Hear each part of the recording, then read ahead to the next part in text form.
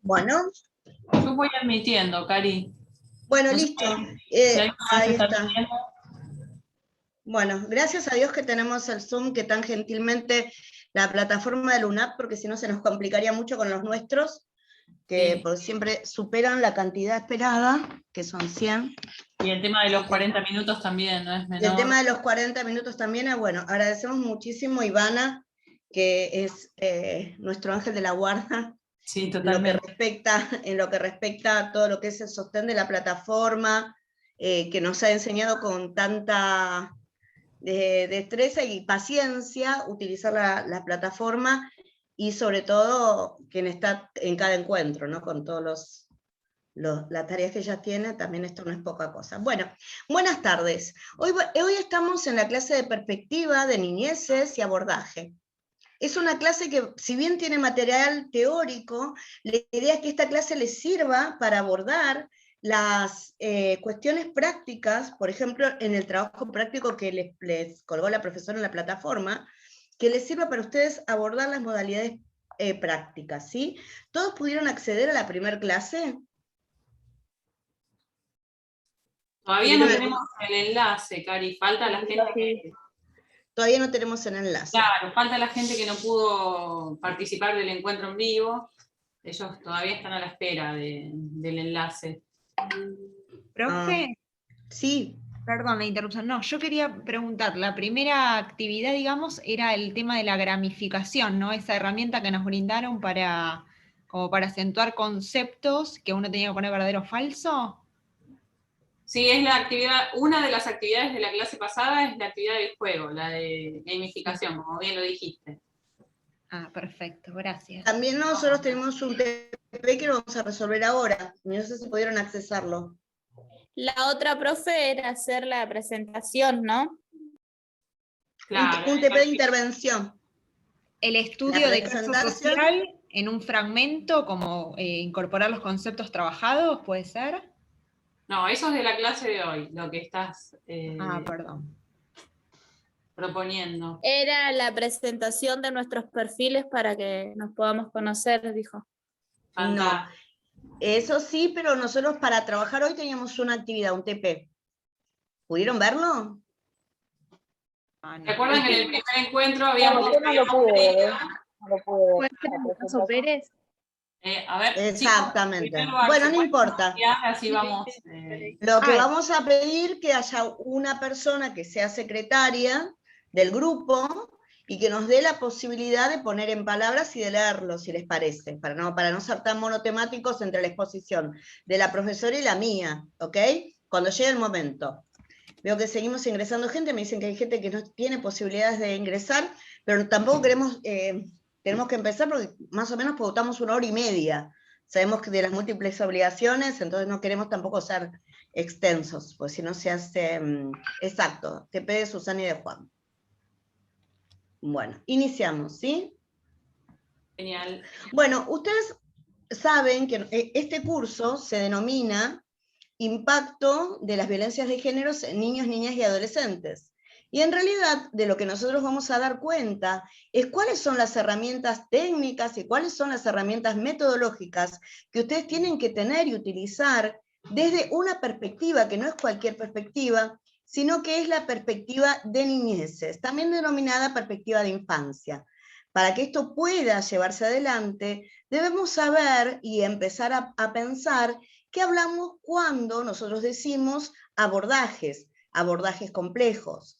Y bueno, acá la profesora le subió un texto muy sencillo acerca de lo que es el abordaje desde la singularidad. La idea es que ustedes el día de mañana puedan operativizar, o sea, puedan intervenir, le pedimos que se silencien, ¿sí? Podamos intervenir en cuestiones particulares que tienen que ver específicamente con la perspectiva de niñeces. Entendemos entonces abordar, o sea, abordar es meterse en situación, intervenir. El caso que nosotros le dimos es para que ustedes se piensen en una intervención. Intervenir es el qué hacer cuando veo alguna situación de violencia o de maltrato. ¿Qué hago? ¿Cómo actúo? A esto se denomina el conjunto de herramientas técnicas y metodológicas que voy a poner mis conocimientos en general en juego cuando yo intervenga, a ese conjunto de conocimientos con lo que se denomina mi matriz conceptual, le denominamos abordaje. En la primera clase dijimos que nuestros abordajes siempre iban a ser desde la singularidad. ¿Por qué? Porque nosotros nos vamos a remitir que hay escenarios altamente complejos y que los niños son singulares, cada uno va a tener su historia de vida, su historicidad, su núcleo familiar, sus relaciones entre pares. A esto nosotros le decimos singularidades. A su vez, habíamos dicho en la clase anterior que siempre los abordajes se dan en el marco de una sociedad compleja, lo que se denomina la turbulencia de lo social. Entonces, estos abordajes individuales deben tener esta mirada de singularidad. ¿Qué significa intervenir desde la singularidad? Y bueno, ahí tienen un texto que es bastante sencillo, que es de Casanida, que nosotros definimos a la intervención como la puesta en acto de un conjunto de acciones a través de una demanda social en el marco de un currículum profesional. Puesta en acto significa ponerse a hacer. ¿Qué? Cosas, acciones, situaciones para intervenir. A través de una especificidad profesional o técnica. Ustedes, por ejemplo, pueden trabajar como operadores, si se siguen formando, en niñeces, adolescencia y familia.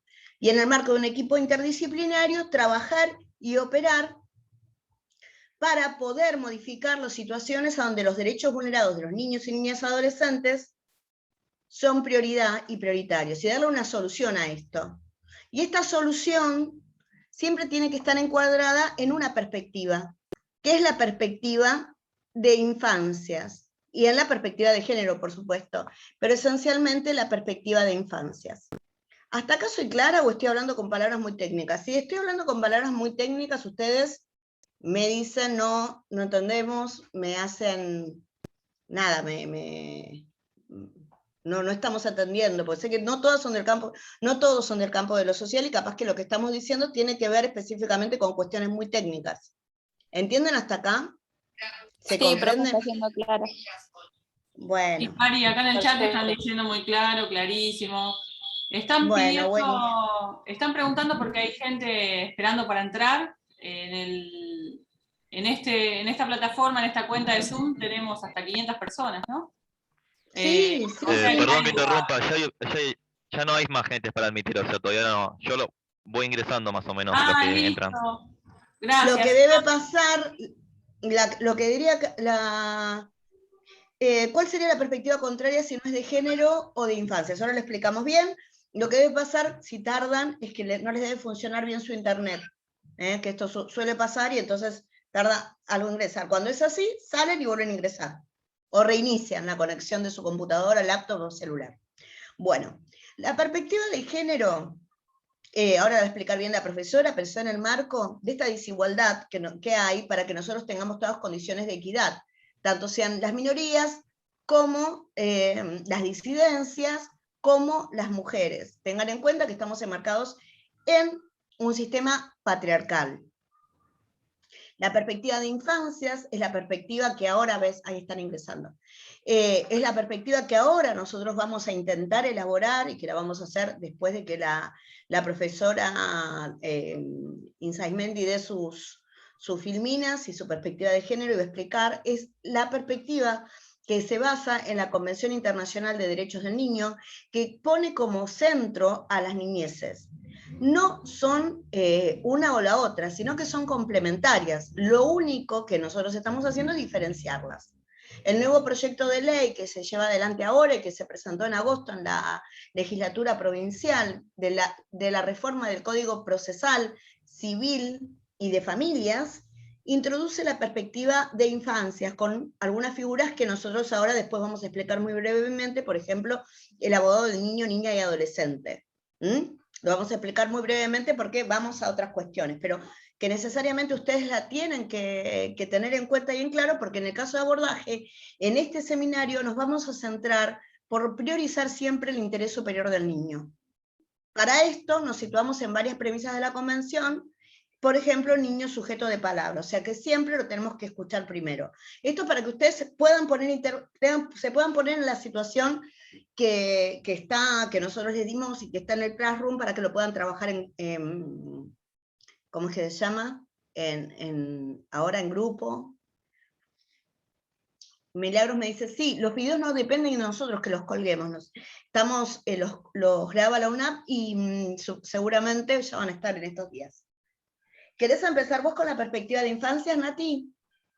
Bárbaro. Con la pregunta igual que hizo acá una compañera, es como la respuesta es toda la clase, ¿no? A esa pregunta. La que estabas explicando vos, ¿no? ¿Cuál sería la perspectiva contraria si no es de género o de infancias? Entonces, para poder darte una respuesta general a una pregunta tan compleja como esta, tendríamos que pasar toda la clase y empezar a dilucidar qué sería lo contrario a estas dos perspectivas, ¿no? A la de infancias por un lado y a la de género por el otro. Yo lo leí mal, o sea, yo pensé que decía la perspectiva de género, sí, porque yo no tengo abierto el chat.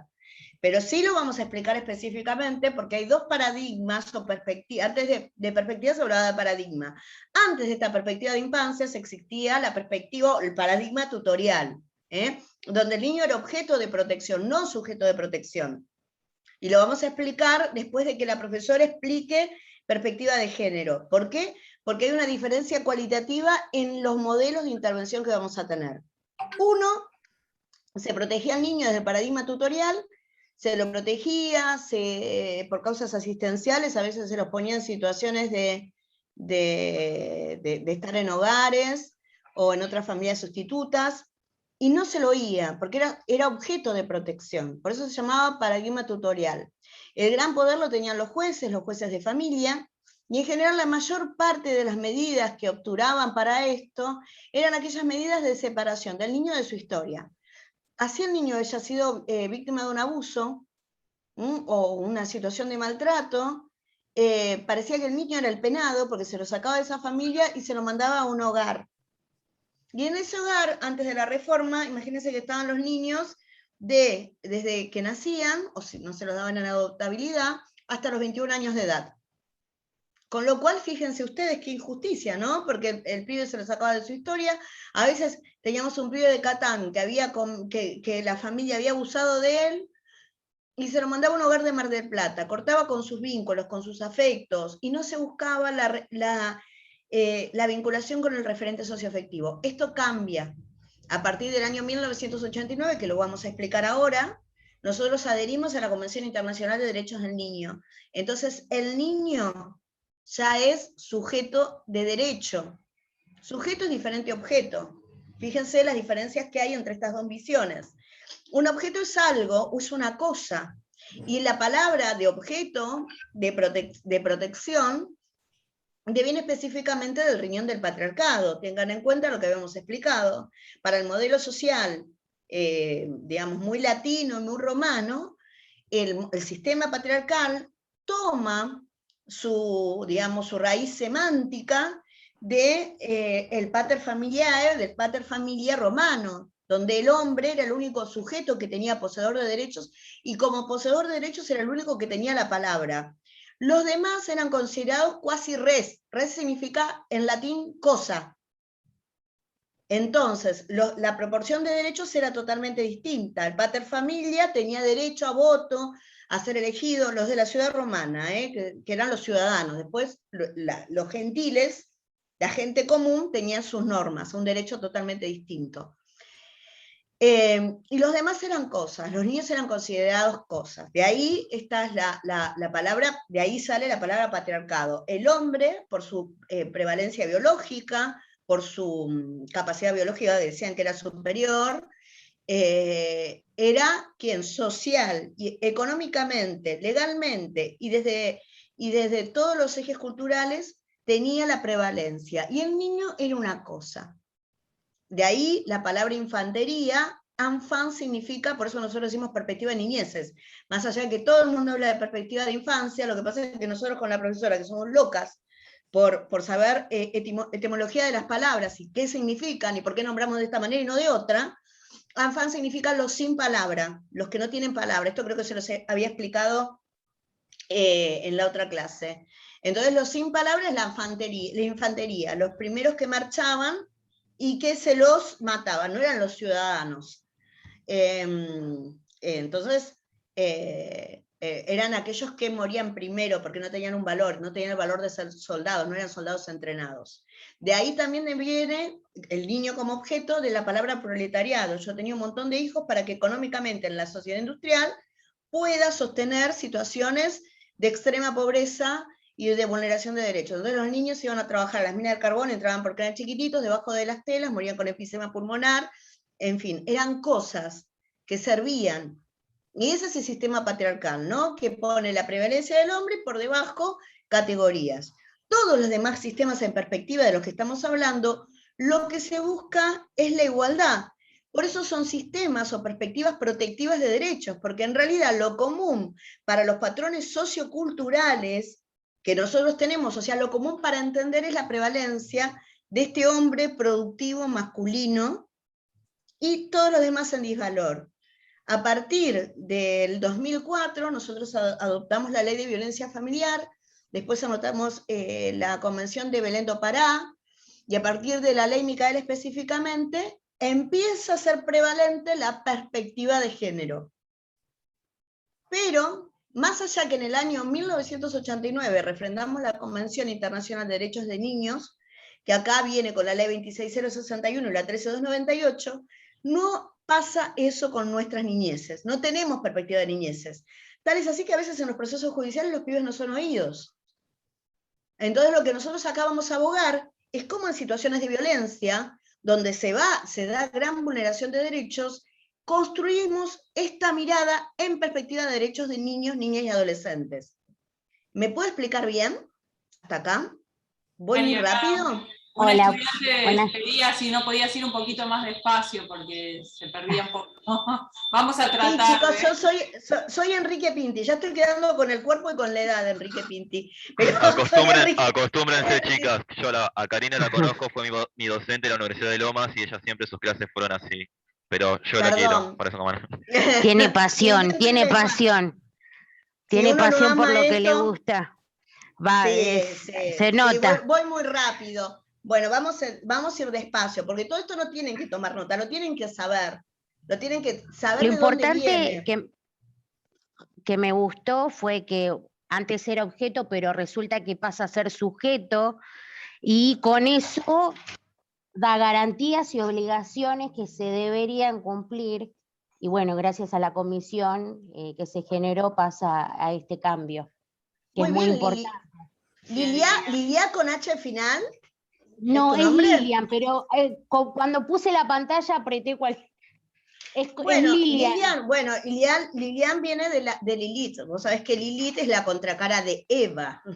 Es aquella que no hizo caso, Lilith. Así que así debe ser.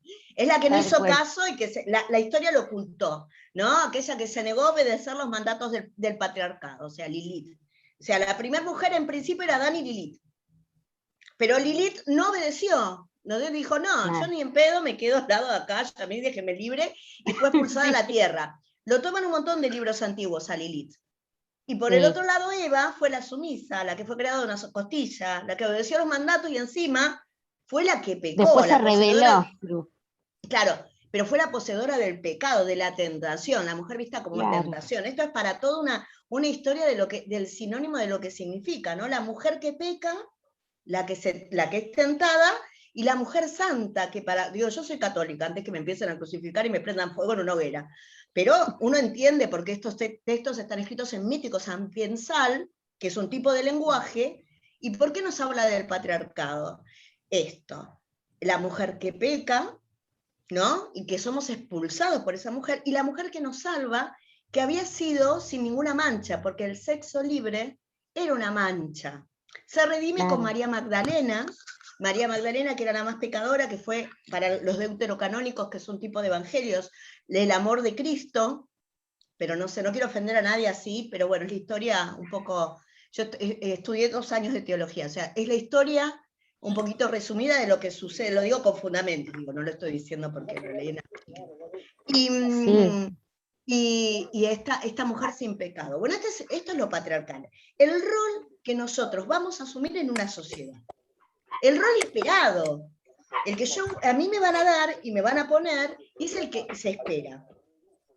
De la mujer, de ser obediente, y de los niños hacer cosas. ¿Por qué? Porque para la mujer tenemos el patriarcado, pero para los niños tenemos que empezar a hablar de otro concepto, el adultocentrismo.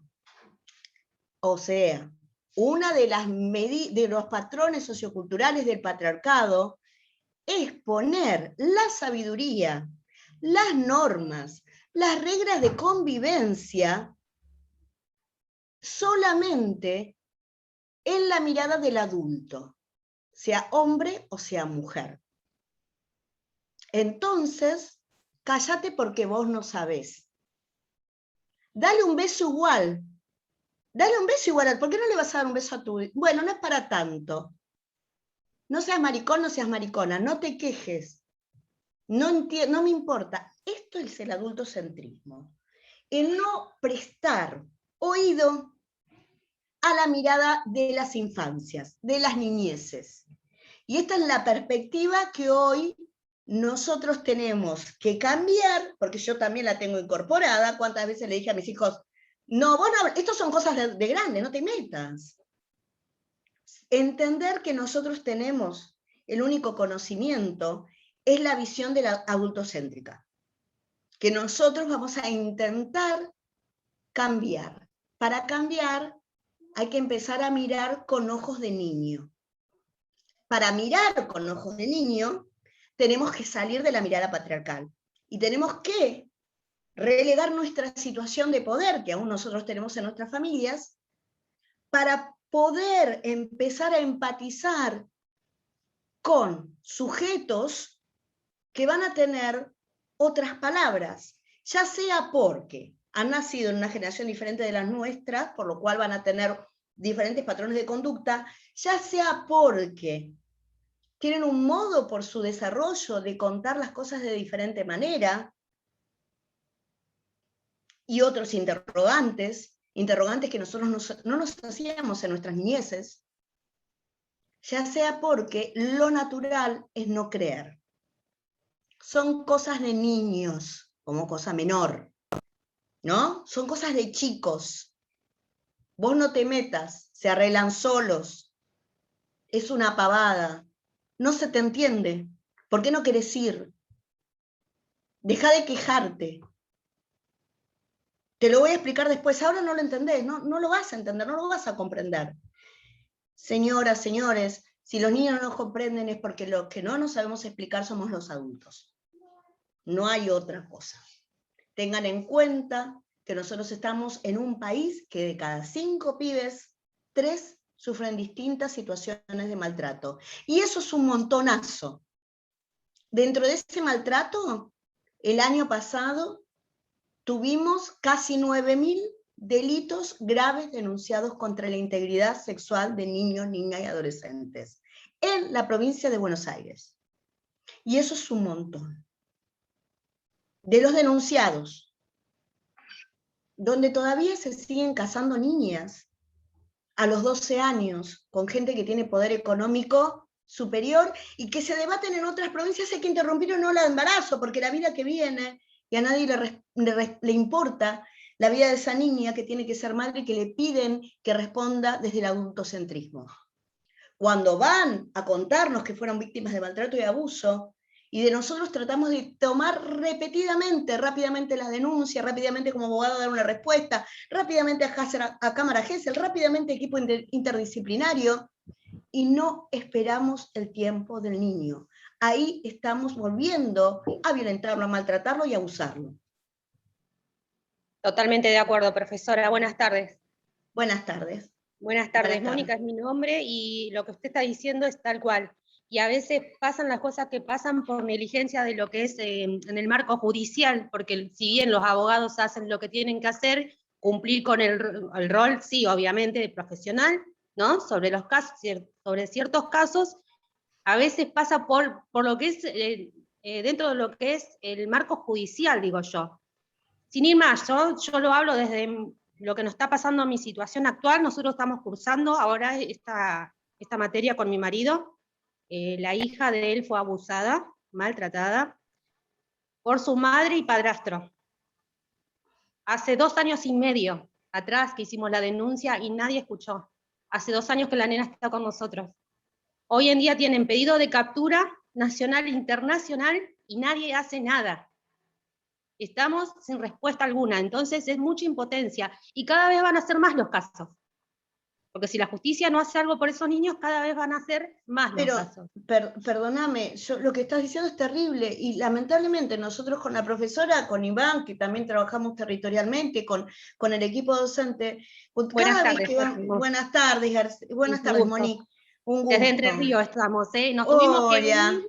Ahí le digo a mi marido que se acerque, así estamos los dos, porque él también está participando en la clase. Nos tuvimos que venir a Entre Ríos para resguardar la familia, o sea, la integridad de la nena, mía, él, porque era toda amenaza constante, porque después de que todo esto salió a la luz, se dio cámara Gesell, todo, se presentó todo. Hoy está la orden de detención y esta gente está como si nada. Buenas tardes, profe. Yo estoy también ¿Cómo estás? ¿Cómo estás? Bueno, bien. La verdad que valientes, o sea, todo aquel que salva a un niño que empatiza, más allá de que sean tus hijos, que vos estás maternizando también, es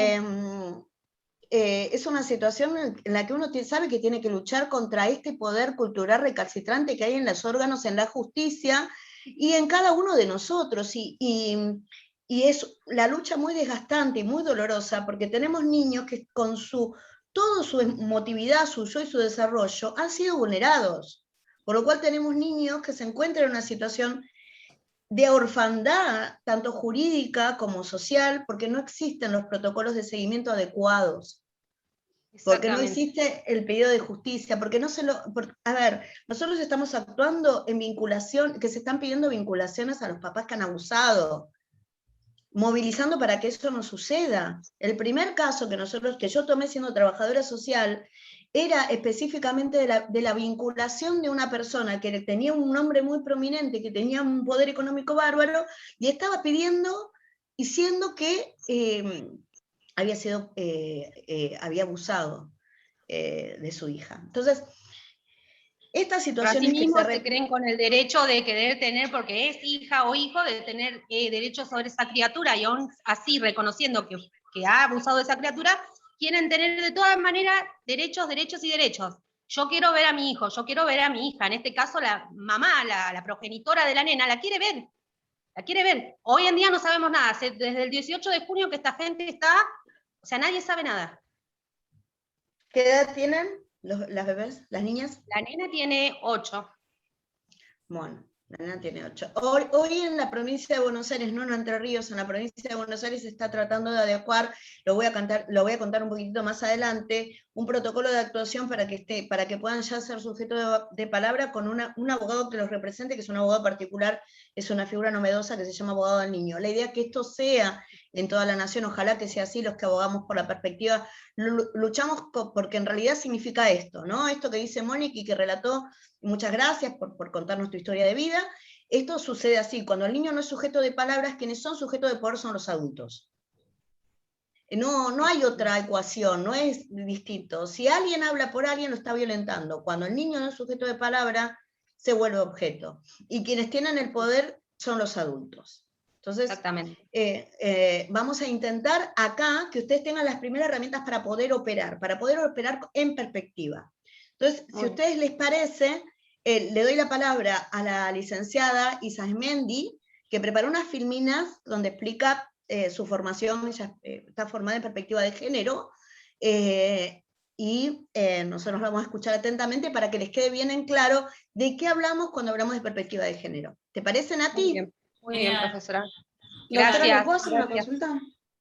Sí, Micaela. Hace un rato mencionó 2 leyes y no llegué a anotar cuáles eran. Dijo la 26...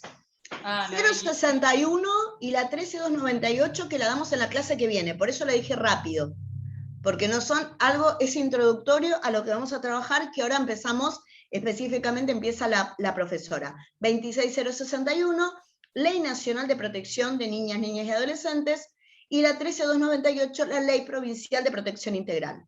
Quédense Muy bien. tranquilos. ¿Quién fue? Ah, y está Sergio Samaniego, compañerazo. Un beso, Sergio. Bueno, técnico de minoría de familia, gran colega. Les iba a decir que quédense tranquilos, que igual, tranquiles, que en la ficha hay enlaces a estas leyes.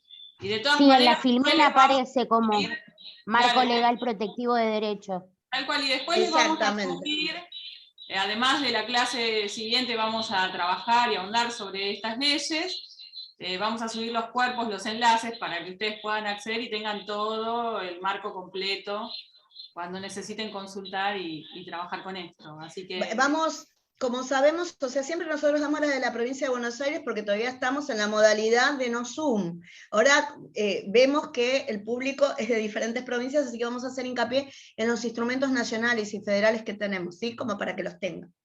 Profe, si quiere, todo suyo. ¿Qué tal? ¿Cómo están? Buenas tardes. Bueno, ustedes saben que yo soy maestranda en Género y Políticas Públicas, estoy cursando la maestría actualmente, entonces queríamos explicarles con esta breve filmina, para no agotarlos, la idea es poder después abordar la cuestión práctica, ¿no? Para que ustedes puedan empezar a pensar. Pero para empezar a pensar y construir herramientas en perspectiva de género, lo primero que nos tenemos que preguntar es qué es la perspectiva de género, ¿no? Esta pregunta que es tan sencilla, pero a la vez es muy compleja, porque la perspectiva o el enfoque de género, o los estudios de género, que pueden ser los nombres, hay muchísimos. Disculpame, Nati, que te interrumpa, se te escuchan muchos ecos de fondo. Y, profe, hacen interferencias los micrófonos, si pueden apagarlos.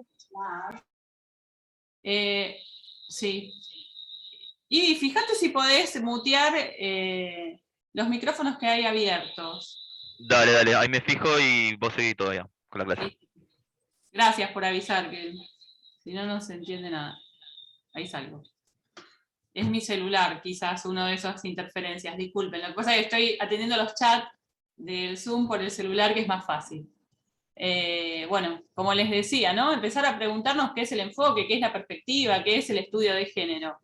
Entonces, en la ficha número 2, o sea, la ficha que corresponde a esta clase, lo que pensamos es, para hablar de esto, un cuerpo de conceptos que están ligados al enfoque de género y qué es la perspectiva de género. Yo ahora voy a ir compartiendo la pantalla para empezar a hablar un poquito sobre esta cuestión. Un segundito. ¿Se ve ahí la pantalla? No, no se ve. No, profe, no se ve. Ahí va, ¿eh? Ah, no estaba compartiendo por eso. Se quedó tildada.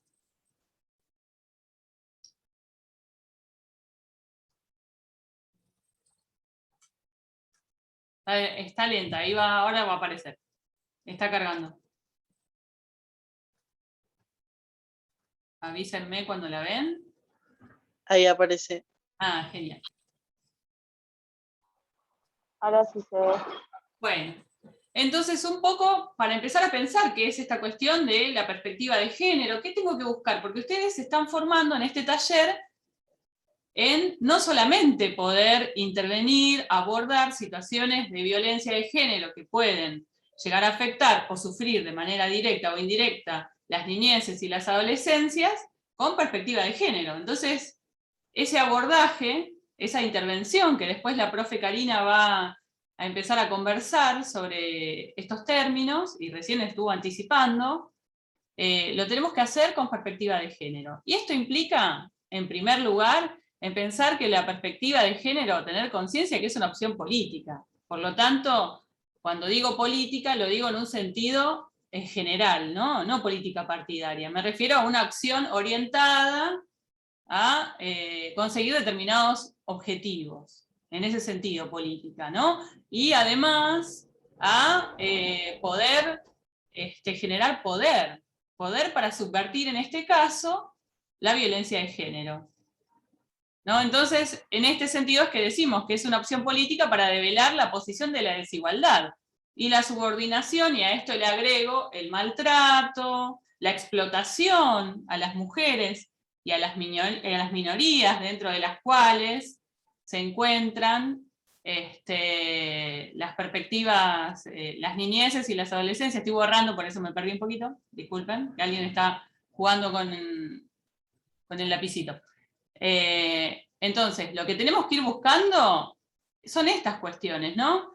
En esa niña, en ese niño, en ese niño, en esos adolescentes, en esas adolescencias que se presentan en la situación determinada que nosotros vamos a intervenir y vamos a abordar, en primer lugar tenemos que tener en claro que esta situación política, esta situación de que nuestra acción va a estar orientada a poder, primero, visualizar esa situación de desigualdad, que implica una situación de violencia en este caso, que afecta a la madre o a la que ocupa el rol de madre, y afecta directa o indirectamente a las niñeces y a las adolescencias, ¿no? Sabemos que esa situación de desigualdad es producto del patriarcado, como decía recién la profe Cari, ¿no? El patriarcado como ese sistema político que de poder, de ejercicio y coerción del poder de los varones por sobre las mujeres y todas las minorías, dentro de las cuales nosotros situamos a las niñeces y a las adolescencias.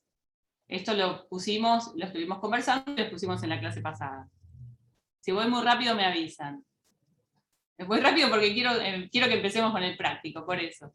Es una perspectiva también que permite ver y denunciar los modos de construir y también de pensar las identidades sexuales, desde una concepción de heterosexualidad normativa y obligatoria que excluye. En esta ficha que nosotros les presentamos, que aún no está visible, aviso, cuando termine la clase va a estar visible, ¿no? Hacemos mención a la heteronormatividad como justamente un sistema, un subsistema sería del patriarcado, donde se asigna estos roles a los varones y a las mujeres, y que solamente el deseo solamente va en ese sentido, tiene que ser de un varón hacia una mujer o viceversa, ¿no?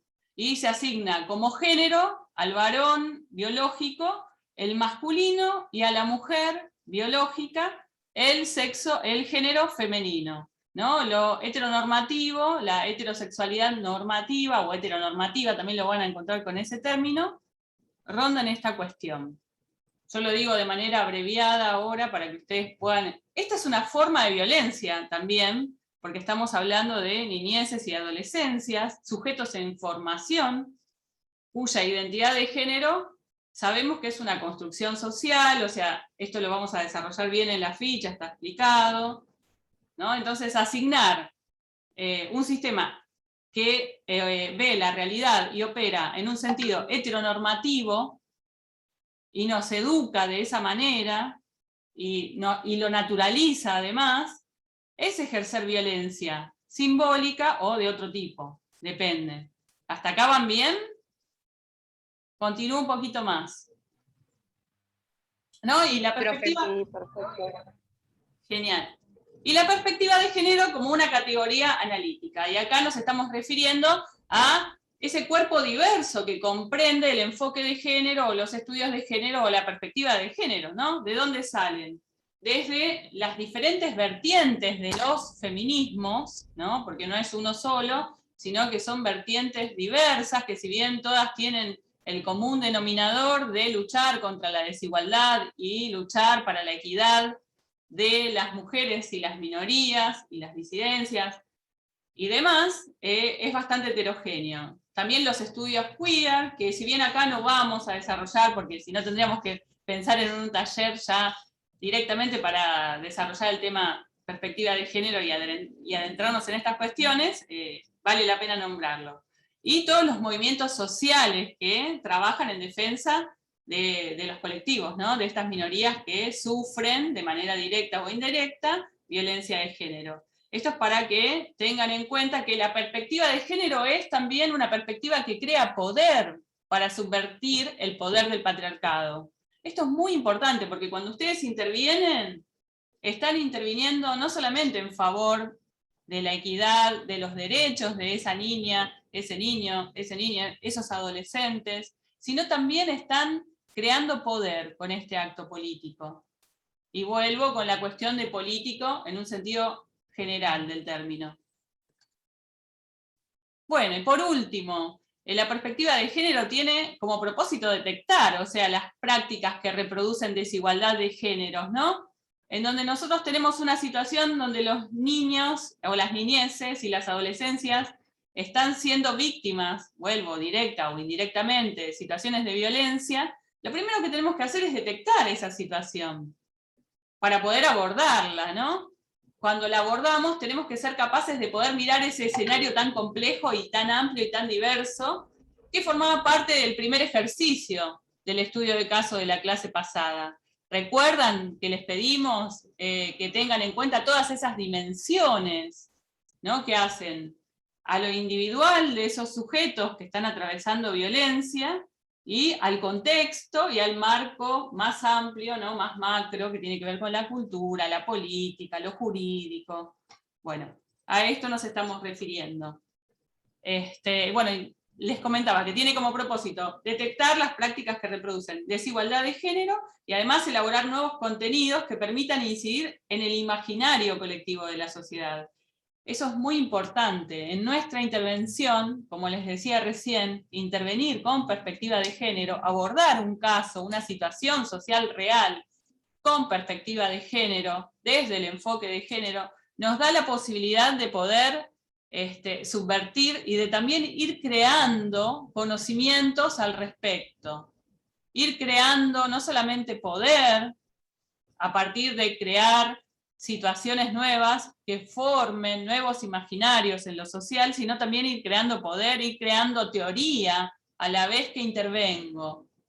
Eso es muy importante, o sea, ir creando una epistemología de la perspectiva de género. Esto es súper importante, ¿no? Siempre al servicio de la igualdad y de la garantía de los derechos. En este caso estamos hablando de los derechos de las niñeces y de las infancias, que es lo más importante. Bueno, y para terminar con esta cuestión, yo voy rápido, les vuelvo a decir, está desarrollado en la ficha, cualquier duda lo volvemos a retomar la clase próxima. Me gustaría comentarle algunas prácticas patriarcales, o sea, del sistema patriarcal, que están muy naturalizadas en la sociedad, ¿no? Muy naturalizadas por las prácticas culturales, por las prácticas sociales de las propias familias, por las prácticas ideológicas, políticas, por la escuela, por ejemplo, por los medios de comunicación, ¿no? La primera de todas, y la menos invisibilizada o la más naturalizada, es el mandato de la masculinidad, ¿no? Seguro que muchos de ustedes escucharon, los varones no lloran, no es de hombre llorar. Los hombres no lloran, los hombres no se quejan, los hombres es esperable que ejerzan violencia y hasta les festejamos, dale, sos hombre, ¿o qué sos, maricón? ¿No? Ese modo de vivir, de configurar la masculinidad, ¿no?, es muy propio del sistema patriarcal. Seguramente ustedes me pueden dar 10 millones de ejemplos con respecto al mandato de la masculinidad, ¿no?, de la fuerza y del derecho y de toda la epistemología, podría decir, hasta el día de hoy, que está hecha al servicio del mandato de la masculinidad. Nosotras, las mujeres y las minorías, somos definidas por la ciencia y las epistemologías que nos miran y nos dicen cómo somos las mujeres y nos describen. Además, es propio de este siglo recién que empezamos a producir epistemologías que asoman desde los feminismos y desde diferentes movimientos, que nosotras o nosotres, porque no solamente las mujeres, empezamos a hablar de nosotras, de nuestros cuerpos y nuestras vivencias, y empezamos a luchar por nuestros derechos. Bueno, el segundo son los roles de género asignados, naturalmente, ¿no? Las mujeres es esperable que sean madres, que sean sumisas, ¿no?, que en la escuela sean prolijas en el cuaderno. Sin embargo, los varones es esperable que sean agresivos, que tengan una profesión de ingeniería, que sean siempre destacados con relación a la misma actividad que realiza la mujer, inclusive mejor pagos, ¿no? Es una de las tantas luchas. Ante igual puesto, igual capacidad o mejor formación de una mujer, siempre un varón es visto con otra mirada, que es la mirada del patriarcado. Los estereotipos de belleza y cosificación de nuestros cuerpos. Hablo de los cuerpos de las mujeres que dejan afuera este estereotipo, deja afuera todo otro tipo de cuerpos, que no es ni varón ni mujer. O sea, estoy hablando de otras vivencias del cuerpo, ¿no? Travestis, transexuales, intersexuales, drag queens. Podríamos nombrar un montón inclusive si hablamos de nosotras las mujeres también, o sea, hay un estereotipo de belleza, tenemos que ser flacas, divinas, estar siempre en determinada estética, ¿no? Tenemos que mantenernos eternamente de esta manera, jóvenes, por supuesto. Bueno, además, el sistema heteronormativo, como hablábamos recién, ¿no? En el cual solo es aceptado un vínculo entre varón y mujer. Y un género solo, o sea, un género femenino para la mujer y un género masculino para el varón. Y la negación de la expresión de la identidad de género en las niñeces y adolescencias, ¿no? Esto que decía hace un rato, ¿no? La única forma de ser niño o niña, o adolescente, varón o mujer. Y pareciera que las otras expresiones en las niñeces y en las adolescencias no existen. No existen niñeces y adolescencias trans, no existen niñeces y adolescentes intersex, transgénero, drag queens, lesbianas, gays, digo, ¿no? Pareciera que todo esto está tachado de la lista, está tachado del ámbito del ser. Entonces esto es para que traer de alguna manera, para visibilizar, mejor dicho, todas estas prácticas patriarcales que tenemos muy naturalizadas,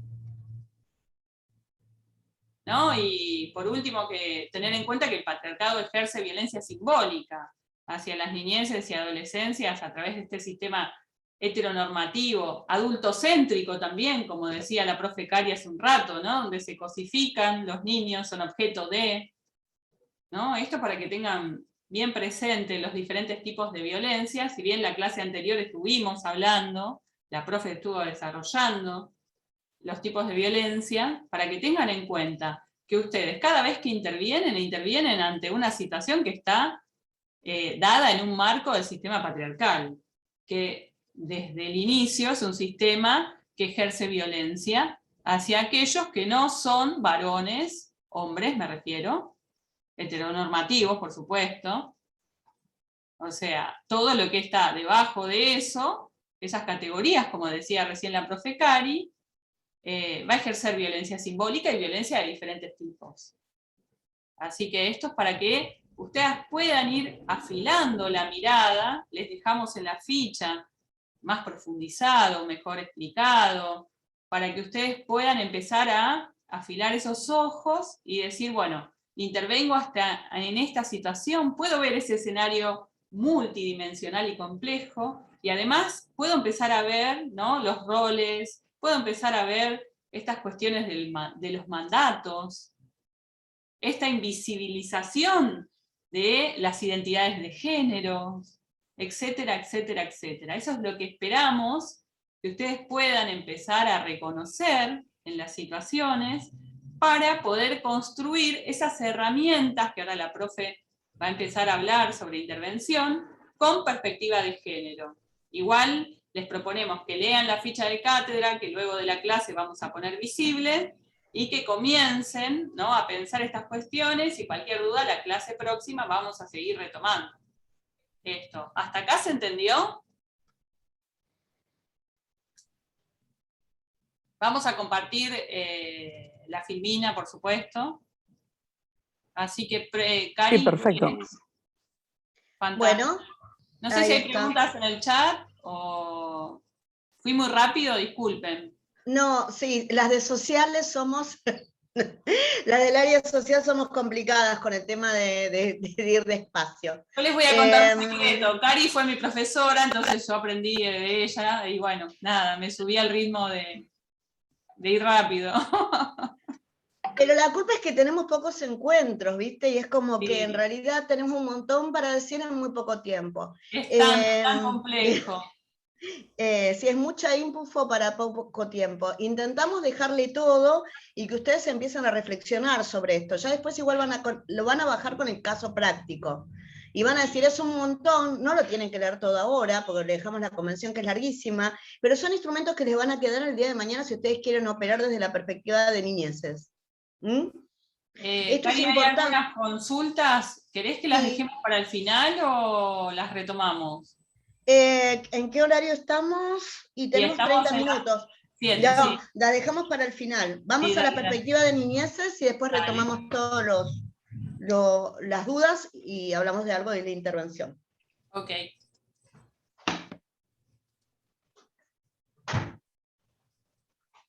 Se ve la pantalla, ¿verdad? Perfecto. Genial. Bueno, en realidad, ¿cuándo se empieza a hablar del interés superior del niño? En el año 1774 se inicia, acopio de la Revolución Industrial por la cantidad de trabajos penosos que tenían los pibes y pibas de esa época, que medio se los comenté, que era ir debajo de las telas, desenredando las lanas. Recuerden lo que eran antes los anteriores telares.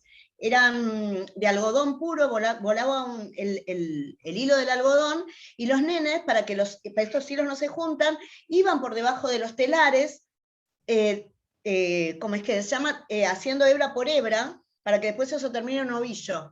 Morían muy tempranamente, antes de los 12 años, con enfisemas. Estamos hablando de niños desde los 6 años en adelante, a veces desde antes. Y después con las minas de carbón, que los tubos para ingresar en la incipiente sociedad industrial eran para hacer los pequeños ductos para extraer el carbón, eran tan pequeños que solamente ingresaban los niños. Claro, obviamente morían aplastados, morían en situaciones terribles, y bueno, ahí se empezó a pensar qué era lo que pasaba con estos niños. La palabra proletariado viene de eso, aquellos que poseen la mano de obra, que se comieron un poco el marxismo, pues si bien el marxismo lo retoma, y toma esto como quienes eran poseedores de los medios de producción, que tenían la plusvalía, que seguían acumulando dinero. Sí, acá me dice, desde los 7 años ya se consideraban adultos.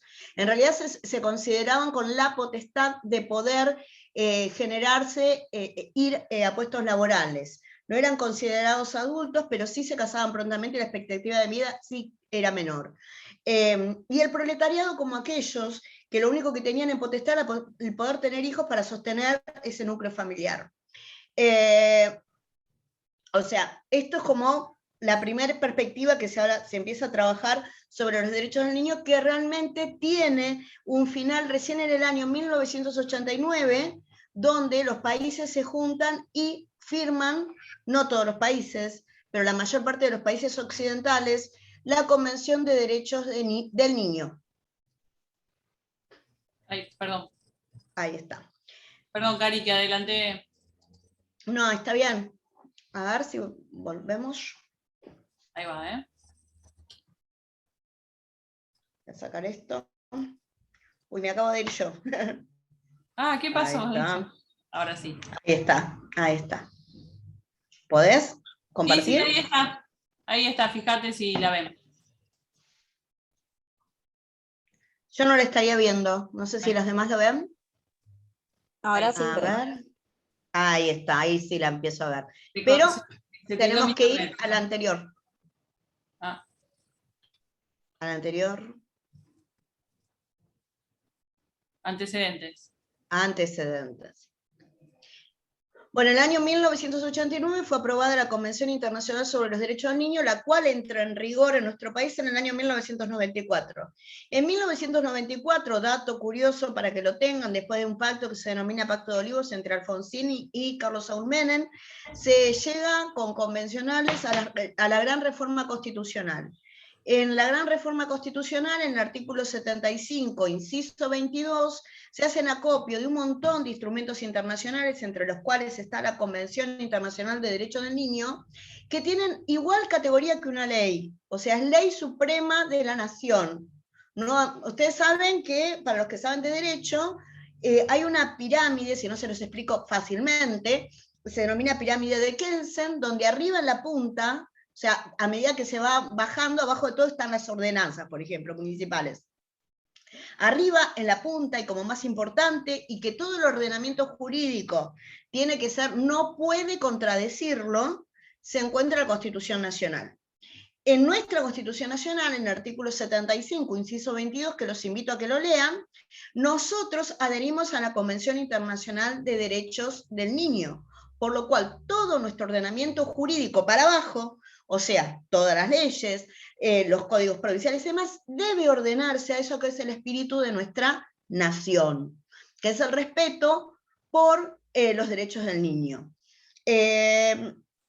Bueno, esto trae principios que los vamos a trabajar la clase próxima, que son principios guías que tienen como propósito salvaguardar el bienestar de la niñez.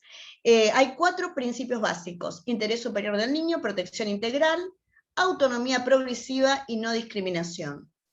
Nosotros nos vamos a centrar en uno de esos 4. Vuelvo a repetir: interés superior del niño, protección integral, autonomía progresiva y no discriminación.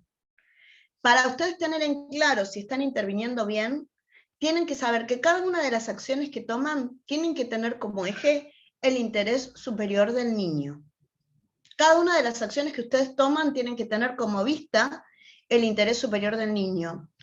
Protección integral significa que el niño debe ser protegido en todas sus dimensiones constitutivas, tanto en la salud como en la educación, con su bienestar emocional, su bienestar psíquico y somático.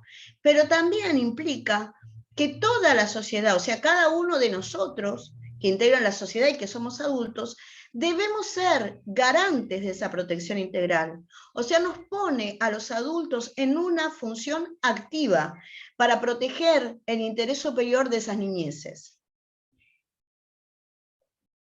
Autonomía progresiva, esto tiene que ver con el cuidado que uno hace en tanto ese niño empieza a desarrollarse y convertirse en un adulto. Por lo tanto, nosotros como garantes, dijimos que venía de protección integral, y como mirando el interés superior del niño, debemos ir dando lugar a que este niño se desarrolle como un adulto, cuidándolo y dándoles autonomías progresivas en cada etapa ontogenética, se denomina, o etapa de desarrollo. No discriminación, centralmente, hace referencia específicamente a varios tratados que tiene la Convención, pero también a tratados que después adhirió nuestro país de la no discriminación, específicamente a que no hay diferencias ni por etnia, ni por color, ni por cultura, ni por grupo etario, sino que la no discriminación implica una situación de equidad e igualdad ante la ley. Esto debería ser tomado en cuenta, y todo el mundo dice, ah, claro, esto es re sencillo, obvio que no va a haber una diferencia entre un grupo y otro. Pero díganme ustedes si los niños que nacen acá, por ejemplo, o en la Cava, en la Ciudad Autónoma de Buenos Aires, tienen los mismos derechos que un niño wichi. Y no están los medios protectivos al alcance. Entonces hay una diferencia y una discriminación por etnia, por lugar de origen. La próxima, si querés, Nati. Bueno.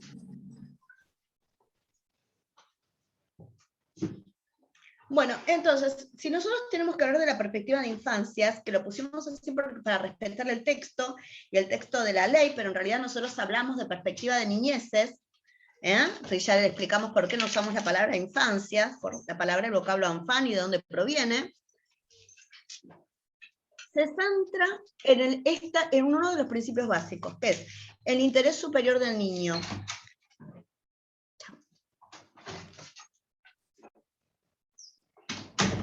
Esto significa que nosotros pasamos del niño que era un objeto a un niño que era sujeto.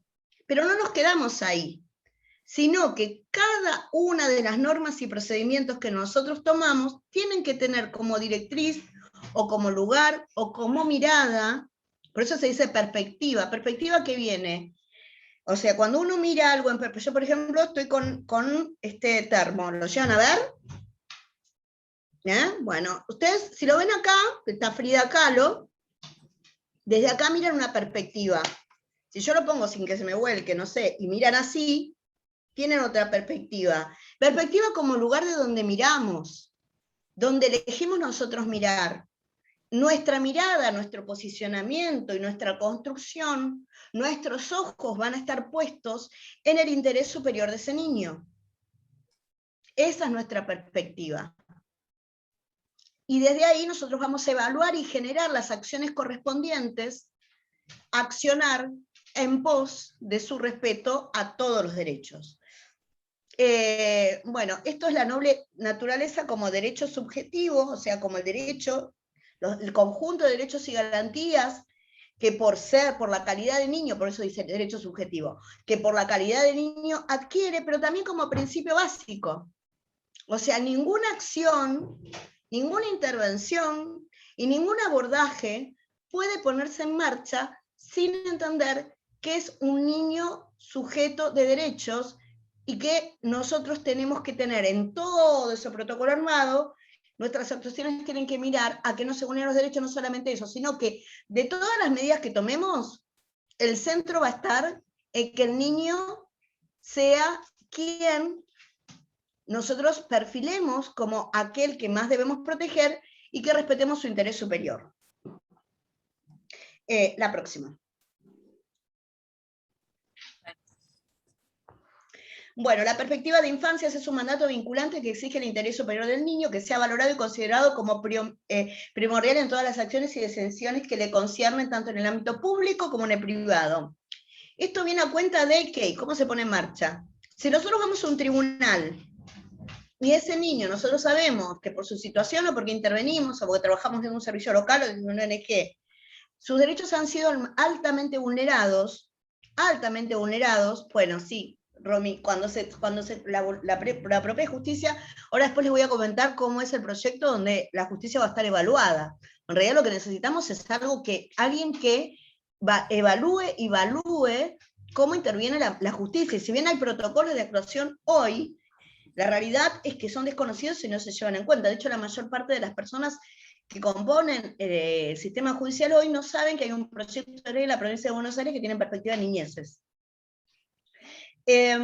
Bueno, todas las acciones deben ir a que no se vulneren esos derechos. Y esto viene y se pone en cuenta que si nosotros vamos a una entrevista y en esa entrevista los pibes no se encuentran en un ambiente adecuado, no se interviene axialmente, o sea, interdisciplinariamente, no hay personal que tenga la capacitación en perspectiva de niñeces. O sea, para atender un niño, una niña, esto parece común, pero no pasa así. Tiene que ser una persona que esté formada en perspectiva de niñeces.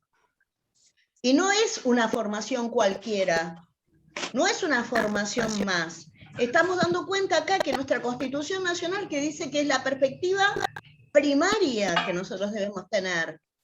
Entonces se debe entender, primero, el nivel de desarrollo, o sea, el nivel de desarrollo ontogenético, el conjunto de relaciones referenciales que tiene ese niño, pero sobre todo la palabra de ese niño, lo dicho y no lo dicho, y los tiempos del niño. Los tiempos, ¿no se escucha? Se escucha bien, Cari, ¿eh? Yo te escucho perfecto. Ah, perdón. Hay algunos micrófonos prendidos. Sí, profe, se escucha bien. Puede ser que haya micrófonos abiertos. Por favor, apaguen los micrófonos. Ahí está. Bueno, la perspectiva de infancia ha sido en las leyes y en la jurisprudencia granmente olvidada, a pesar del impacto directo que tienen en gran parte de las decisiones judiciales, sobre todo y en todos los sectores de la población. Esto pasa así, o sea, nosotros vamos y vamos a hacer una denuncia y capaz que en la misma audiencia donde hay un consejero familiar, un consejero de familia, el niño ni siquiera es escuchado. O cuando la madre va a hacer por una denuncia de género, la denuncia está al lado de ese nene que vuelve a vivenciar maltrato indirecto y directo por la palabra de la madre, porque la denuncia se toma delante de ese niño o de esa niña. O cuando nosotros vamos y hay, por ejemplo, una situación de delictiva, a donde se debe hacer un allanamiento, resulta que hay niños ahí y no están los elementos como para ponerlos a resguardo. Entonces, esto es no respetar estos principios y digamos, esta perspectiva de niñeces. La próxima, Nati. Nati. Ahí está. Ahí te paso, Cari. Dale. Ahí está. Bueno, en realidad esto sí es así, hubo varios fallos, que no los voy a aburrir con esto, donde se expidieron acerca de la necesidad de escuchar la opinión de los menores de edad. Tengan en cuenta que la justicia todavía habla de menores de edad y no de niños, que también es un tema, ¿no? Porque el vocablo menor, para nosotros, del campo de lo social y formado en perspectiva de niñeces, no es un vocablo que debería ser utilizado. Se debe hablar de niños, de niñas y de adolescentes. De hecho, así lo marca la convención y así lo marca la ley, porque el menor es alguien que puede menos, que tiene menos capacidad, ¿entienden? Y es un término penal que todavía hoy se sigue utilizando. Los menores de edad, los procesos jurisdiccionales que les conciernen, entrega para ellos un ejercicio de un derecho, o sea, todo lo que es el acceso a la justicia. Para las decisiones de los jueces, la perspectiva de niñez todavía no es tomada en cuenta. Cuando nosotros tenemos niños que dicen, no me quiero vincular, tuvimos una vinculación que gracias a Dios se revirtió en cámara, acerca de un niño que no quería ir a la casa del padre, no porque el padre haya abusado de él, pero había abusado de su abuelo, y el padre vivía con el abuelo, y había un juzgado de familia que pedía la vinculación. Entonces, ¿cuál es el resguardo de ese niño? O sea, en casos groseros, pero vamos a hablar en los pequeños casos, en casos, por ejemplo, de maltrato, donde hubo maltrato y hubo violencia de género hacia esa madre, y los niños fueran, por más que el padre no haya levantado un dedo contra ese niño, esos niños sufrieron maltrato, y eso lo vimos en la primera clase. Entonces ese papá, no digo que la exclusión sea lo único, porque capaz que, digamos, debe hacer un tratamiento, debe hacer un seguimiento, y recién después se va a buscar la vinculación adecuada, siempre y tanto no se vulnera el derecho del niño. Claramente en los casos de abuso ya ni hablar, ¿no? Pero hablemos de violencia, de un padre que era violento en la casa sin ser gravoso, la mujer vivió situaciones de violencia. Violencia, por ejemplo, con descalificaciones, con gritos, ¿no? Que es violencia psíquica. Esos niños fueron espectadores de un maltrato, y para que esa vinculación sea saludable, sea adecuada, vamos a usar la palabra adecuada en vez de saludable, ese papá tiene que hacer un tratamiento necesariamente y un seguimiento psicológico para vincularse y tener un lazo paterno-filial adecuado en respeto de los derechos del niño. Las autoridades judiciales, los auxiliares de justicia deben formarse en perspectivas, deben poder entender cómo el niño habla, decodificar estas palabras, entender cuáles son sus palabras de expresión, qué es lo que sucede con niños que han pasado por situaciones y procesos traumáticos, qué es lo que sucede con niños que solamente van a hablar con el referente socioafectivo con el cual tienen empatía. Porque nosotros estamos abordando acá dos cuestiones. Primero, un niño que ha sufrido alguna situación de violencia, en este caso y en este seminario, violencia de género, que ha sido maltratado de manera directa o indirecta o ha sido abusado. Y por el otro lado tenemos el propio desarrollo ontogenético, o sea, la etapa evolutiva en que el niño se encuentra. Y nosotros lo llevamos a juzgado y muchas veces los auxiliares de justicia pretenden estar con un adulto, que le hablan con los tiempos del adulto, con las palabras del adulto, y esto no es así. Esto no es así. Bueno, pasamos a la próxima. Ahí está, Cari. La otra, la última, la conclusión. Ahí está. Bueno, la necesidad de hacer frente a los... Ahí está. Seguimos usando la palabra menor, que es la que usa la justicia. Nosotros hablamos de niños, niñas y adolescentes. Hay una creciente importancia y hay varios tonos de alarma en todo lo que es la comunidad internacional acerca de lo que es el seguimiento. Tengan en cuenta que en nuestro país, hasta que se implementó la Ley de Protección Integral, si bien lo adhirió en la Constitución en el año 1994, vieron que la Ley de Protección Integral, cuando las vean, fueron a posteriori. Tuvo que pagar grandes cánones por incumplimiento de los protocolos facultativos que están dentro de la Convención.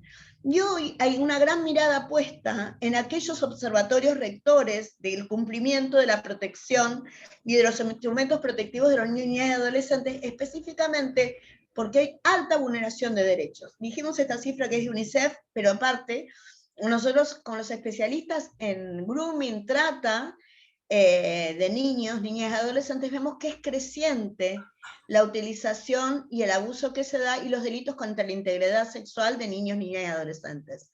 Entonces hay una gran mirada en generar herramientas como para poder intervenir preventivamente y tempranamente, y necesariamente para esto necesitamos operadores judiciales y operadores sociales y operadores en salud que detecten de manera temprana cuando hay una situación de abuso, de vulneración de derechos, que sepan cómo actuar frente a ese niño y cómo trabajar axialmente desde la perspectiva de niñeces. Bueno, acá finalizamos. Sí, claramente niños con discapacidad, también estaba leyendo así como podía el chat, niños con discapacidad tienen protocolos facultativos. Nosotros tenemos las normas de Beijing, pero además de las normas de Beijing y las directrices de Riad, nosotros tenemos protocolos específicos cuando hablamos de niños con situación o en situación o con discapacidad.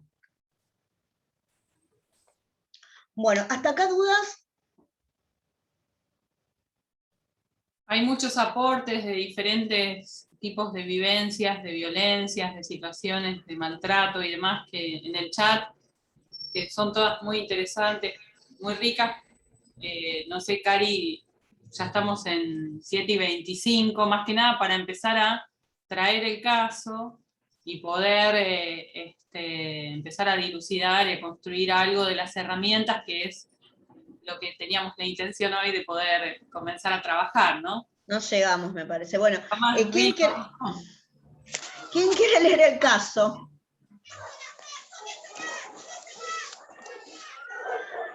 Nadia, por favor. Bueno, Elena. Elena lo va a leer. Nadia, por favor, silenciate. ¿Qué pasó? Silenciate, amor. Ahí la silencié. Mute.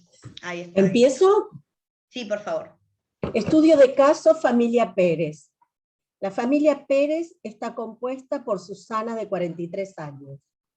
Sus hijos Ramón, de 15 años, Ezequiel, de 13, Pablo, de 9, Ariel, de 6, Nahuel, de 3, y su conviviente Juan, de 49 años, quien es padre biológico de los 2 niños más pequeños.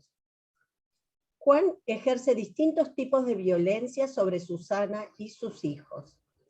Pablo comentó a su maestra que su padrastro, la última vez que golpeó a su madre, terminó hospitalizada. Pablo, en su relato, cuenta de privaciones de comidas en castigo, tanto a él como a sus hermanos. Luego de la intervención de la orientadora social y una entrevista socioambiental, se presupone algún tipo de abuso sexual hacia Nahuel. En lo que respecta a la escolaridad de los niños, Ramón y Ezequiel abandonaron la escuela secundaria porque se dedican a hacer changas en el centro comercial y a pedir monedas en la estación. Pablo está en 3er grado y presenta muchas dificultades para concentrarse y sobre todo en el proceso de alfabetización. Ariel está en 1er grado.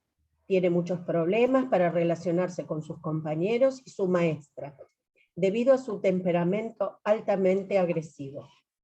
Ambos niños presentan trayectorias disruptivas y por lo general suele pasar un mes o quizás un poco más de tiempo sin que ellos asistan a clase. Por su parte, Nahuel, a pesar de que está próximo a los 4 años, aún no fue inscrito para asistir al jardín de infantes.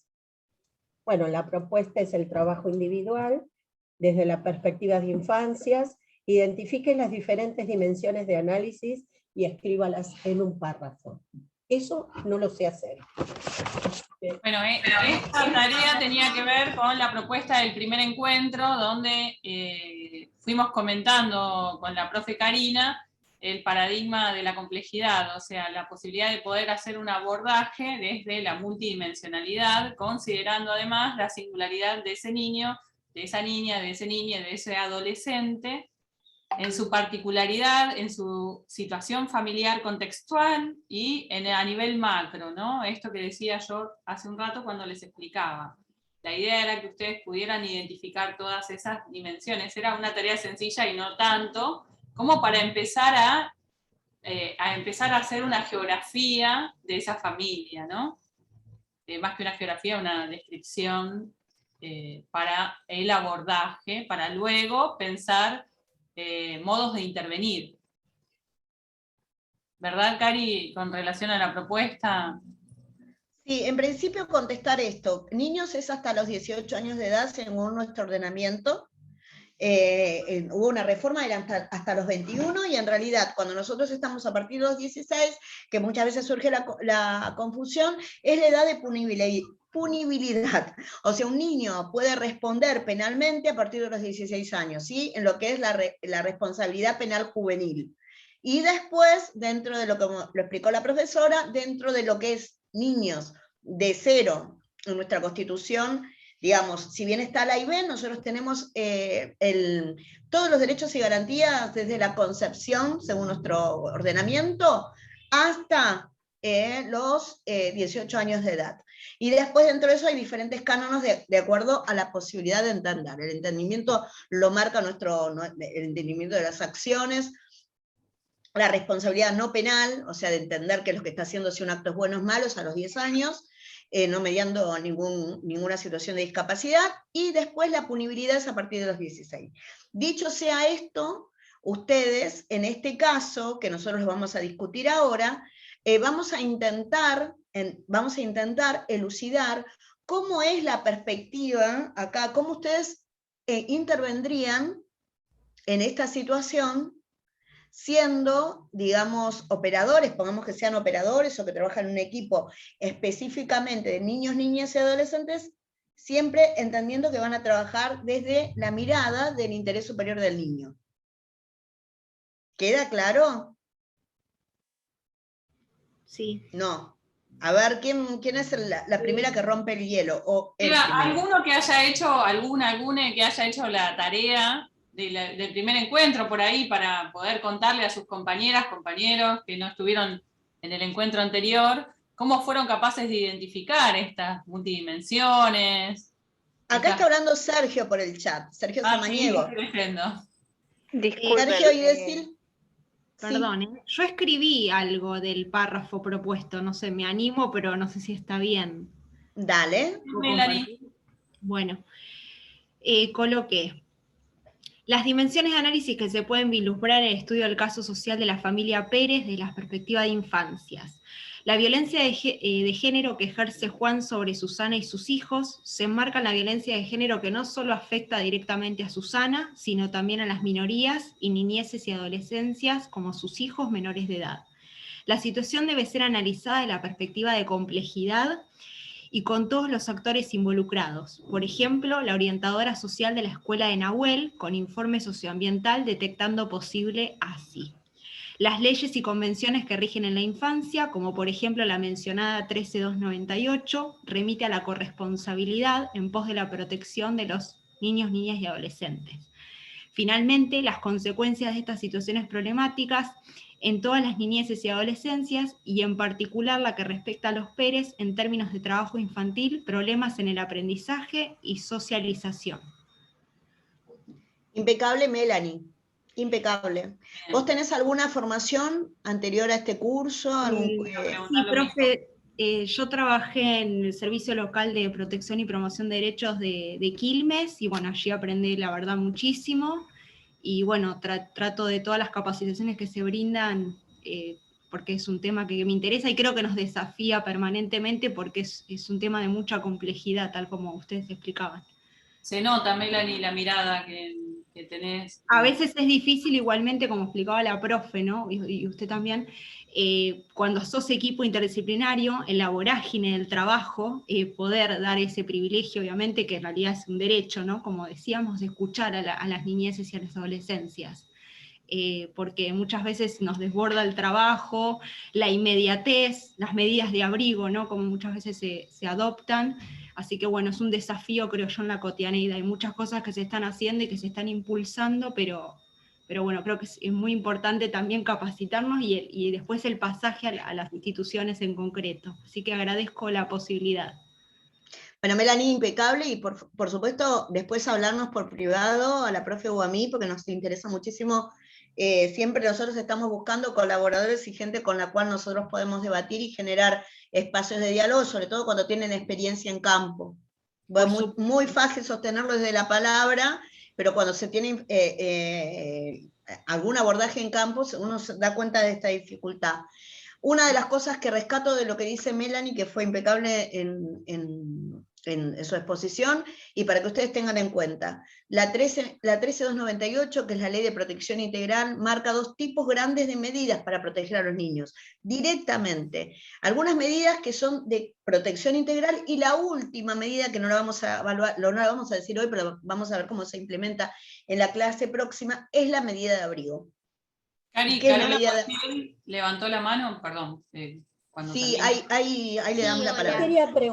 Ahí le damos un minuto si termino el concepto. La medida de abrigo se da en casos de alta vulneración de derechos, cuando no hay una opción de que haya un referente socioafectivo dentro del hogar donde convive el niño. Ese niño es sacado de ese hogar transitoriamente y es puesto con, en principio, otro referente socioafectivo. En el caso de que no lo hubiese, recién ahí va a un hogar asistencial hasta que se resuelva la situación de vulnerabilidad de derechos. ¿Por qué lo explico esto? Porque es la última de las medidas. Antes, con el paradigma tutorial, lo primero que pasaba, y era una cosa que charlábamos con la profesora antes de ingresar acá sobre otras clases que tenemos en la diplomatura de Derecho, formando abogados, la primera medida que se tomaba era la medida de sacar ese pibe del hogar. Tengan en cuenta que sacar al niño de la cotidianidad ya está vulnerando los derechos. Hay situaciones que la emergencia es tan grande que no se puede pensar en otra estrategia. Pero la última de las medidas es eso, ¿no? Es que ese niño vaya a un hogar asistencial. Carola Montiel. Sí, buenas tardes. Yo estaba con el celular, soy Lilian, pero tuve que cambiar a la computadora porque me quedé sin batería. Está bien. Me gustaría agregar el rol importantísimo que tiene la escuela para estos indicadores de violencia. Es súper importante tener un seguimiento porque hay muchos indicadores que nos muestran a los niños como son en una realidad, y como docentes tenemos la posibilidad de que a veces ellos se sientan como protegidos y nos cuenten cosas de lo que le está pasando. Y es importante conocer como formadores y como formados que somos las leyes para poder ver qué manera y escapatoria junto con el resto de la comunidad educativa poder salvar a este niño o lo que está pasando a su alrededor.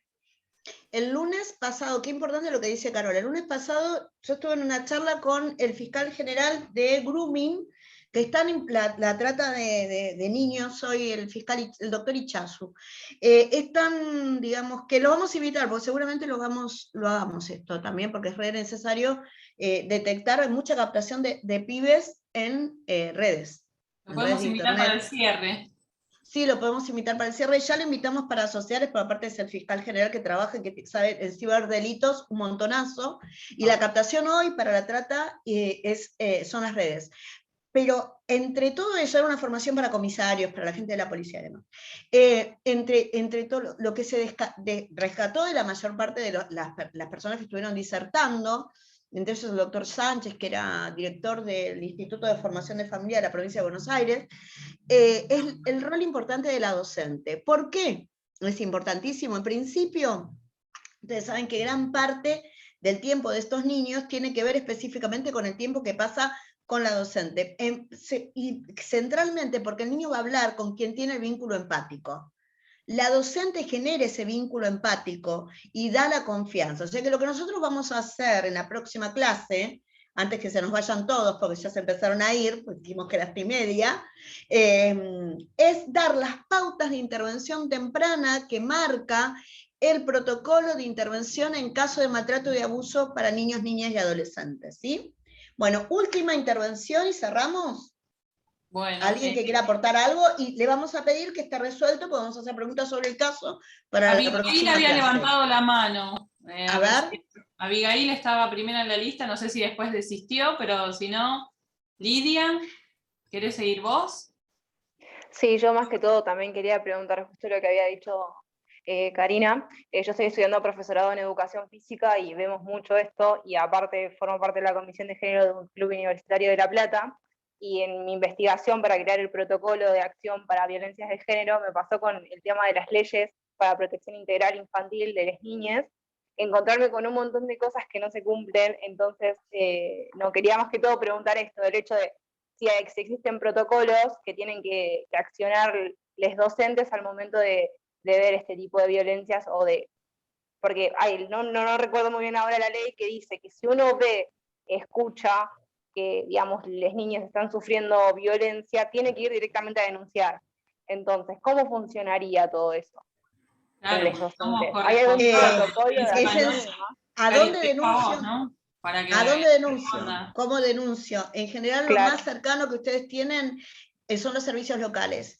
Que ahí nosotros en los servicios locales tenemos la descentralización y el equipo interdisciplinario como para poder generar esta posibilidad de denuncia, y debería un operador comunitario ir una vez que se determine y tomen el caso, a hacer la visita domiciliaria o citar en una entrevista social a esos padres. Esto en principio. Otra cosa importante es la gran victoria que tuvo que ver en desnaturalizar el abuso sexual, que fue la ESI, que fue una gran victoria porque, digamos, había prácticas sexuales que estaban naturalizadas. Y esto también hay que decirlo, ¿no? Porque a muchas familias que le parecía terrible la ESI, eran muchísimas, no digo muchísimas, pero donde la sexualidad estaba de una manera tan encubierta que por generaciones era naturalizada, como que estaba normal, era normal esta situación. Entonces la ESI actuó como el gran disparador para concientizar a nuestros pibes, nuestras pibas acerca de nuestros pibes, de lo que sucede con su cuerpo, lo importante que es el cuidado. Cuando nosotros vamos a ejercer y vamos a tener una denuncia, cuando es grave y gravosa, yo siempre le digo, vayan a fiscalía. Vayan a fiscalía que los tienen que atender. Estamos bregando por una fiscalía especial que se especializa en niñeces, que para nosotros ese sería el logro, porque en realidad debe estar especializada para niñeces. Y si no, los servicios locales. En los servicios locales tienen la obligatoriedad de actuar, porque así lo marca la 13298. Igualmente para los que somos docentes, Lidia, para los que somos docentes tenemos un protocolo de intervención específico. Para los que trabajamos en la provincia de Buenos Aires, puedo compartirlo, inclusive para aquellos que son del interior del país, seguramente deben tener otro tipo de especificidades. El que yo conozco es el de mi ámbito de acción, pero lo vamos a compartir porque también, además de hacer la denuncia ante la Fiscalía por un delito de tal gravosidad, no sé si existe el sustantivo,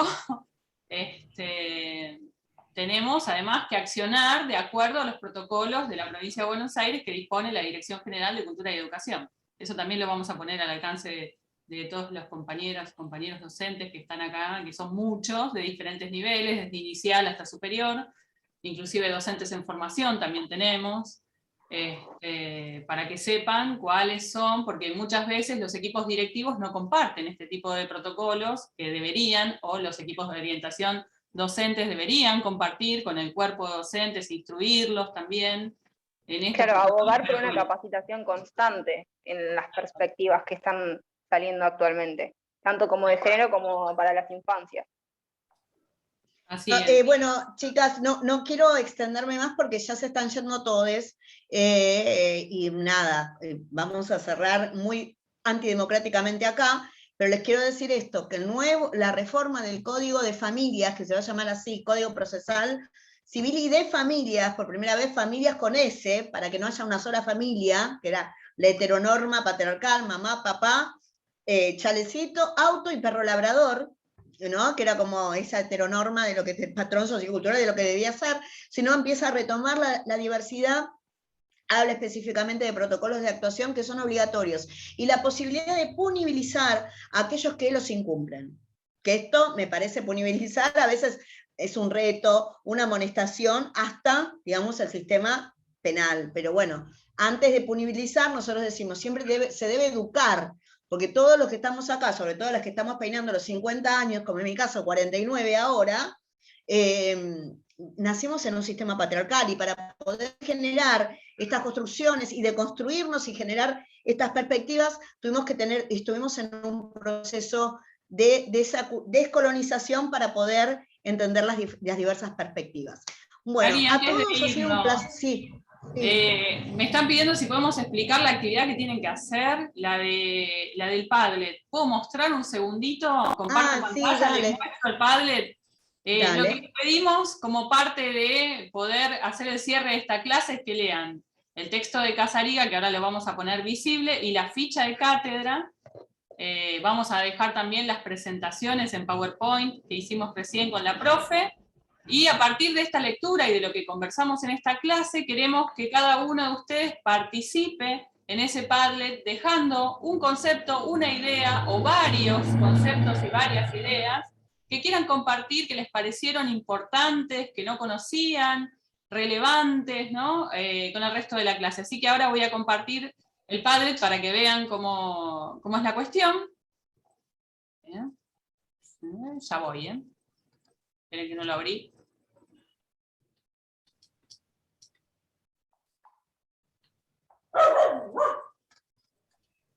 Dos segunditos antes de irnos, así lo van a encontrar de todas maneras en actividad en Padlet. Ahí va a ir directamente. Lo haría, pero ponele que a mí me pase, o sea, no es que yo diga el término TODE, pero que salga en debate el término, porque de acá, no sé, 5 años pueden pasar un montón de cosas con este término, y puede ser que en algún momento la Real Academia Española lo acepte como aceptó un montón de cosas.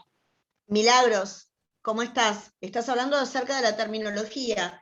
En realidad lo que diga la Real Academia Española nos interesa muy poco, en general porque tiene que ver con un sistema patriarcal donde se tomaba zorro también como definición de mujer ligera.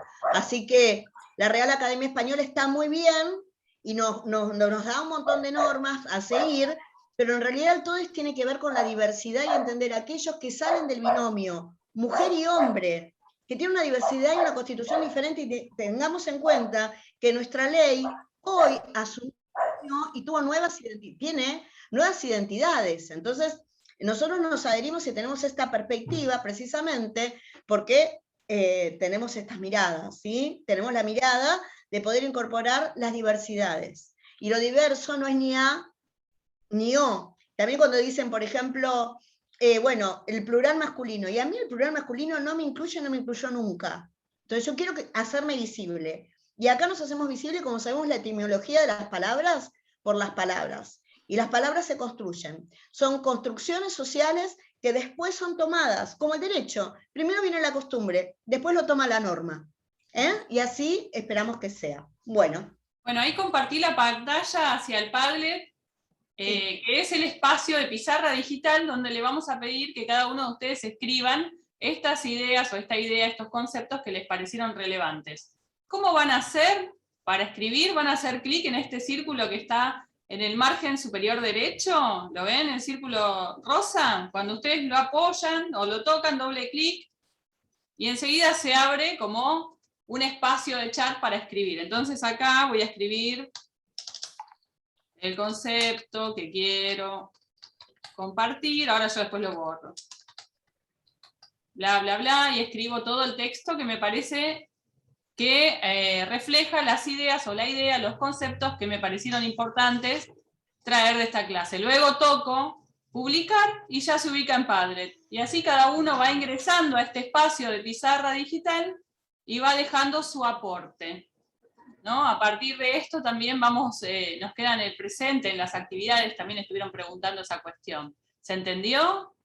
¿Cómo usar la profe, ¿y esto en qué parte del campus lo encontramos? Esto lo van a encontrar al final, ahora cuando visualicemos toda la bibliografía, va a aparecer Padlet, de ejercicio de Padlet, no me acuerdo cómo está el link, y los va a llevar ahí. Y también lo van a encontrar donde están los foros, en ese costadito a la derecha, ahí también va a haber un link a Padlet y lo van a poder encontrar desde ahí. Ah, listo, pero todavía no está incorporado. Y aquellos que se pierdan, piden el link por el chat de WhatsApp y se lo hacemos llegar. Recuerden que tenemos varias vías. Profe, disculpe, a mí no me sale todavía la clase 2, no tenía ningún material. No escucharon, Rosa, va a estar, a partir de ahora va a estar disponible a las 20 horas. Bueno, a todos, a todas y a todes. Les damos un beso enorme, esperemos que les haya servido.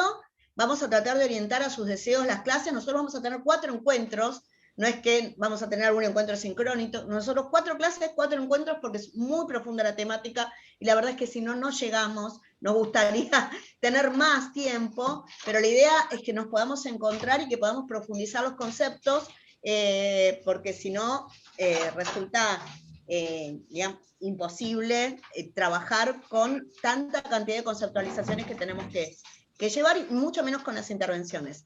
Les mandamos un beso enorme y nos encontramos el próximo jueves a la misma hora por el mismo canal. Hasta luego. Muchísimas gracias, profes. Gracias a ustedes. Gracias. Un placer. El caso Pérez no hay que entregarlo, chicos. Después de terminado el seminario, me están preguntando por el chat. 4 encuentros, 2 encuentros más y finaliza. Gracias. Hasta luego. Buenas noches. Buenas noches. Chao, profe.